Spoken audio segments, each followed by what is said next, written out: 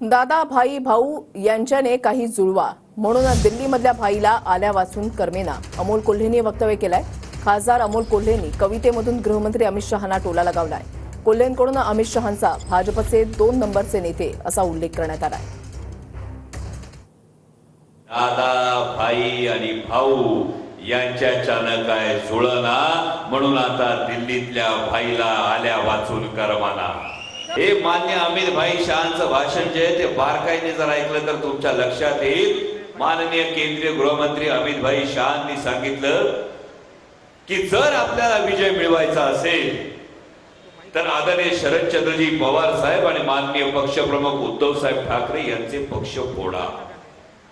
आधीचे 40 आमदार, आधीचे नेते, गेलेले मुख्यमंत्री, गेलेले उपमुख्यमंत्री यांच्याच्यानी महाराष्ट्र काय जिंकता येईना याची अप्रत्यक्ष कबुली कुणी दिली तर भारतीय जनता पक्षाचे 2 नंबरचे नेते अमित भाई शहा यांनी दिली।